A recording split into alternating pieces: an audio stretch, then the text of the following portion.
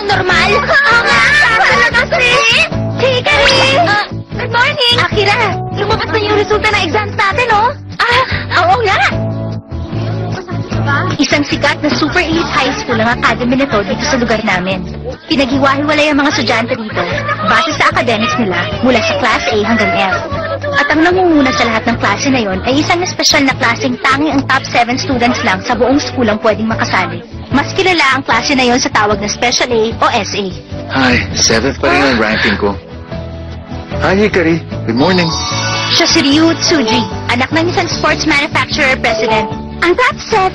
Ako naman ang top 4. Hindi nagbago ang ranking mo, Megumi. Oh. Ako naman ang nasa 3rd. Siya si Megumi Yamamoto, anak ng music producer at isang magaling na singer. Ako ang top 4. Siya naman si Jun Yamamoto, ang kakambal ni Megumi. Top 3 ang kakambal ko. Good morning, guys! Ay, nako, nagugutom na ako. Tadashi. Ay, Akira, pagluto mo naman ako ng makakain, oh. Ito naman si Tadashi Karino, anak ng board chairman ng school. Siya naman ang top 5. Ayusin mo salita mo kung magre-request ka. Siya si Akira Todo, anak ng isang airline company president. Si Akira, rank number 6.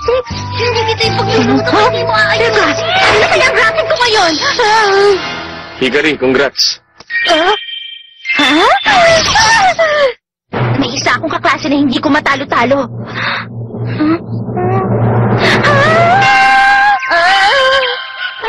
Si Takashima pa rin ang first? Congrats, rank number 2 ka pa rin. Siya si Kei Takashima, ang number 1 sa ranking ng mga estudyante. Anak siya ng Takashima Group President. Siya ang kaklaseng tinutukoy ko. Takashima! Isa lang ang dahilan kaya ako pumasok sa school na to. Yun ay para talunin ng lalaking yan. Hindi ako makapaniwalang second ka uli. Mukhang gustong-gusto mo yata ang pagiging second, ha? Miss rank number 2. Siya si Hikari Hanasono, anak ng isang karpintero, at forever na rank number 2. Balang araw, matatalo rin kita! Pride, Pro Wrestling.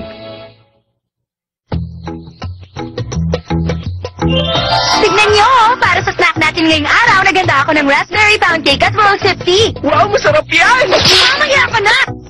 Si Hikari na muna ang dapat tumikim. Hikari, dapat mag-break ka naman muna pag tea time natin. Noong 540 AD, sinalakay ni Belisarius ang hukbo ng Ostrogoth. Dudurugin ko si Takashima sa susunod na exam.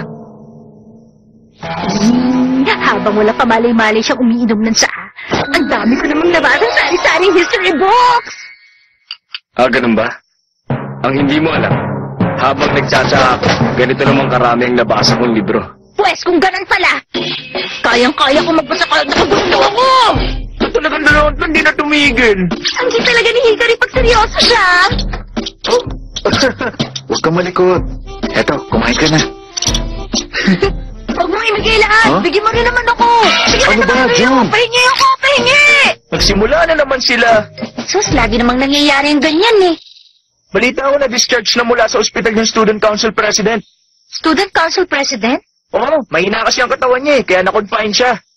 Ngayon ko lang nalaman na may student council pala ang school na to. Ang student council position, nakukuha ng mga taga-class A na hindi makapasok sa SA. Yun bang hindi makapasok sa atin? Parang gusto ko tuloy silang tulungan. Malamang, dahil second placers din sila gaya mo.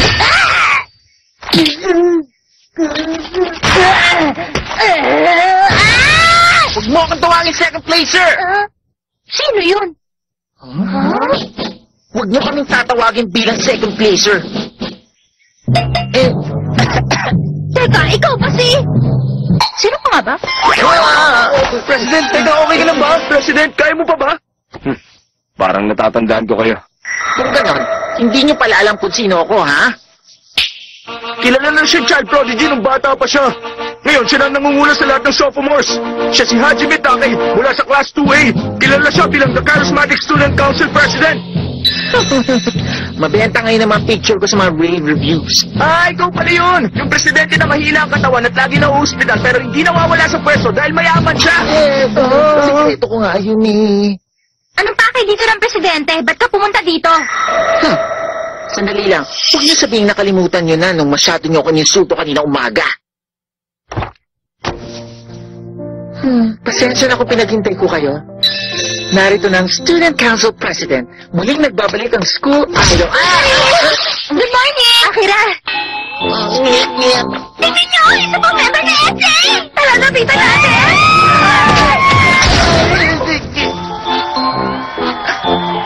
Bakit ganito?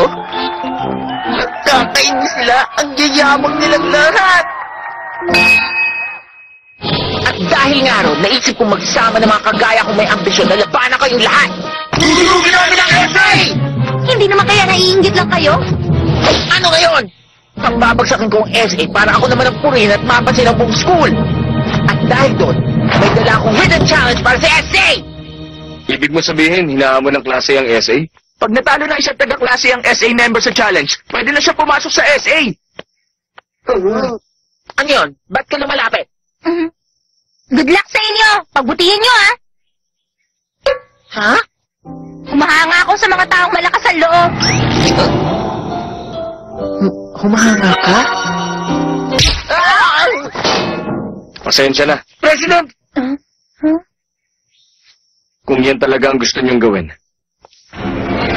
Sige, tatanggapin ko ang hamon niyo. Sige, ayusin namin na lahat.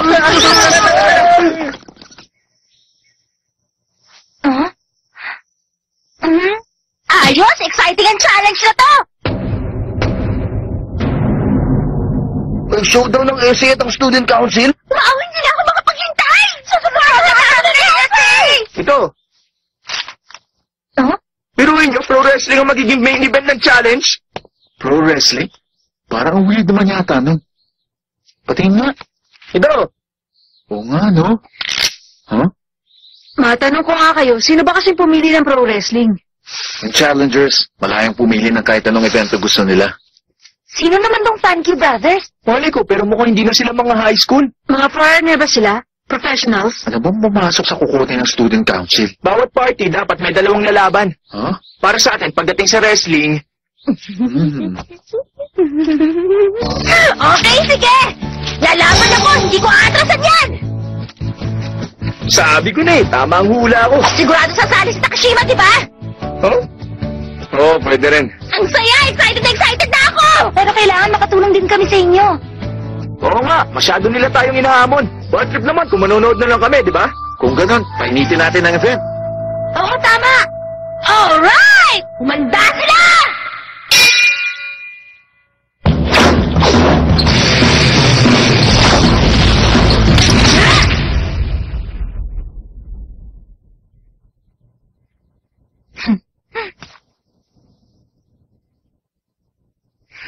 Pwede mag-break muna tayo sandali. Pag tinuloy-tuloy natin to, baka bumigay ang gym. Takashima, ano kaya kung mag-contest na rin tayo para sa ating dalawa? Contest? Kung sino ang makakagawa ng pinakamaraming tira, pwede niyang utusan ng isang beses yung natalo niya. Ano? Ang ganado ka na naman, Hikari ah. Oo naman, mahilig ako sa mga contest eh. Sige, walang problema. Pumapayag ako. Okay, deal yun ah. Ngayon nagkasundo na tayo, mag-practice tayo ulit.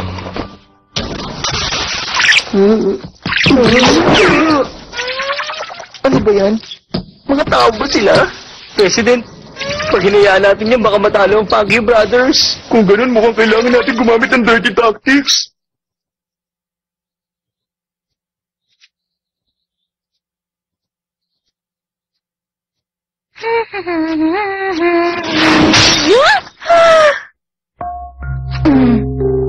Ano ba yun?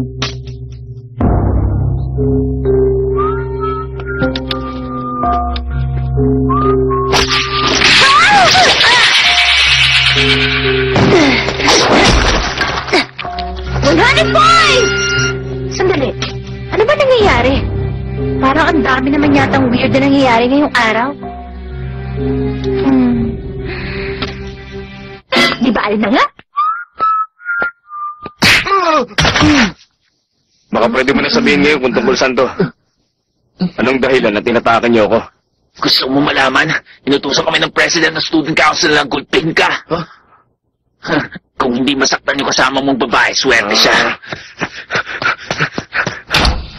Hikari! Hikari!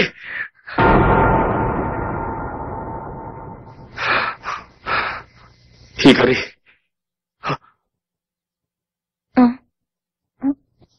Oh, Takashima, ano yun? Nasaktan ka ba? Ako, hindi naman. Mabuti kung ganun. Oh, pero nitong nakaraan, ilang beses na ako muntik madisgrasya. May mga bagay na bigla na lang bumabagsak. Hikari, Ah? buti pa makipagpalit ka na lang kay Ryo o Tadashi. Ha? Ah! Pero bakit? Ang student council ang dahilan kaya munti ka na masaktan. Ano naman ngayon? Tsaka bukod doon, hindi mo naman kailangang ipilit na ikaw mag-participate sa laban na to eh. Pero bakit? Ba't bigla mo sinasabi sa akin ngayon ang mga yan?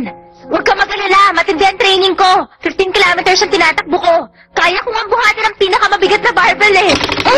Kahit isang oso, kaya kong talunin. Hindi.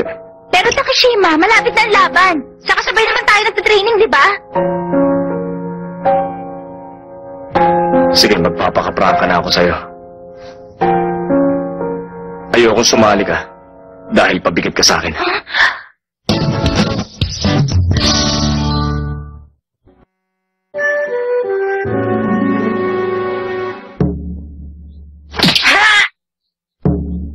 Bakit?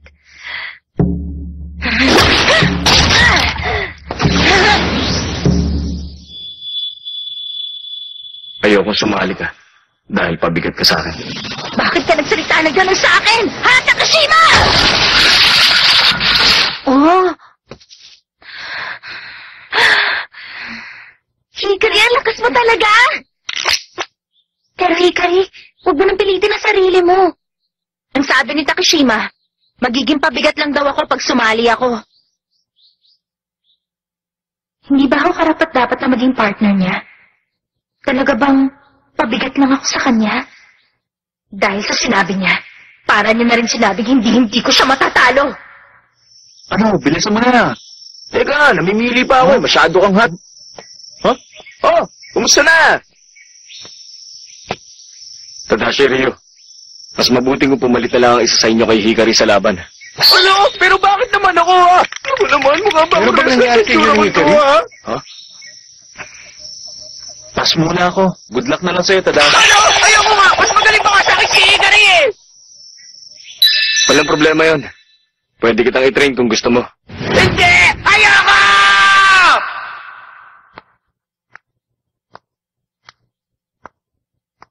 Ha?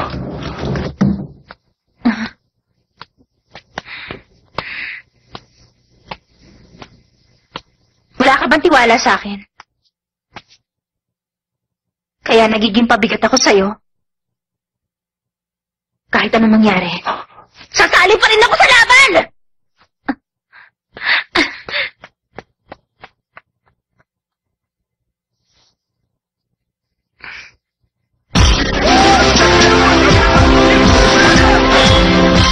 Ladies and gentlemen, nagpapasalamat kami sa pagdating nyo. Ako nga pala si Tadashi Karino, ang magiging referee para sa laban ngayon. Ang mga magiging commentator naman, si Ryu Juji at Nakara Koto. Welcome din natin ang ating mga mascot na sila Jun at Megumi.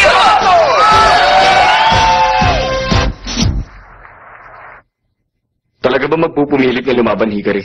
Oo naman. Kung gano'n, ako ang mauunang lumaban. Ikaw ang magiging backup ko. Gusto mo na ikaw ang mauna? Oo. Paano kung ikaw ang mauna mabubog sarado? Ano nang gagawin mo? Hindi ako makakapayag. Excuse, merong delivery para sa inyong dalawa.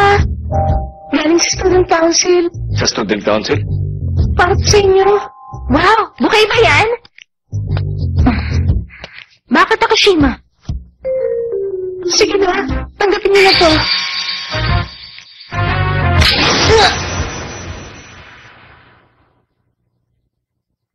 In the blue corner, representative ng student council, ang Bangkyu Brothers!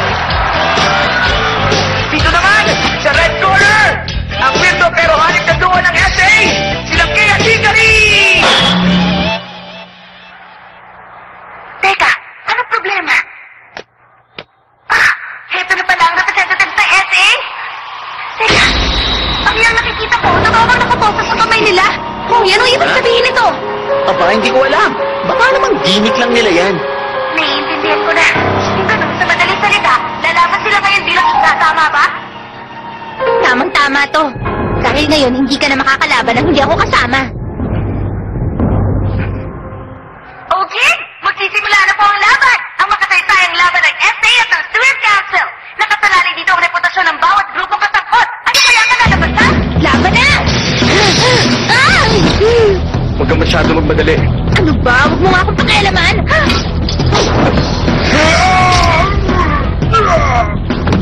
Ano ka ba? Hindi mo naman kailangan gawin yun eh.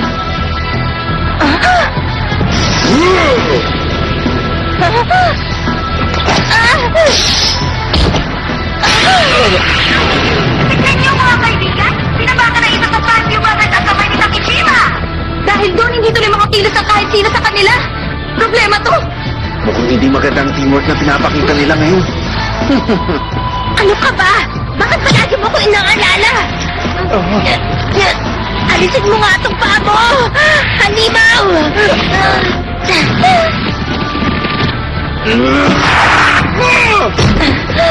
Takeshima! Magtapat ka nga! Bakit ka... Iingat ka. Mukhang susugod na naman sila.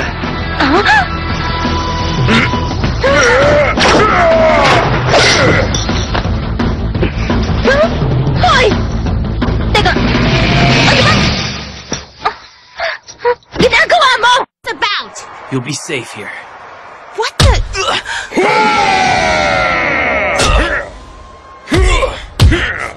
Stop it! Takeshima! No, it's not supposed to be this way! It's okay, Hikari. It's okay. Takeshima! Please! Make it stop! Takeshima! I can't believe it! Who could have foreseen that this would happen? Everything's going according to plan. A plan? Oh, no! Oh, I'm feeling a bit faint. Stop it! Stop it already! Please, stay right there. This matches. Don't say any more. Don't ever tell me to stop competing or not to participate in a match ever again! When you say that, it makes me terribly sad! And I don't like it! Hikari. This handicap is getting quite intense. Well, Takeshima is constantly helping out Hanazono, isn't he? She's just a hindrance. Who the... Who are you calling a hindrance?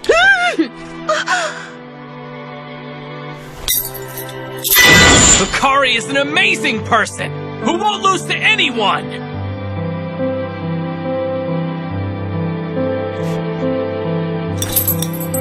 Aside from me, of course. Don't you think it's about time we went all out? I do! Looks like you're back to it! Kay and Hikari are showing incredible energy! Careful, on! Wonderful techniques is overwhelming the Fazio Brothers!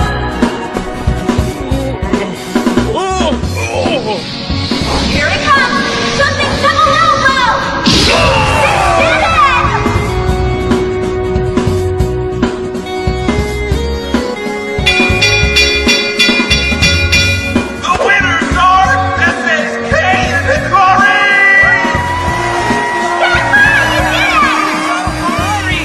Takeshima?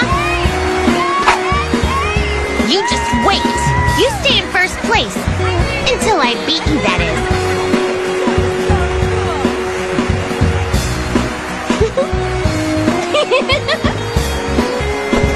They're monsters! Hey, you! Had a lot of fun today. Thanks a lot. Next time, try fighting for yourself, though. Fair and square.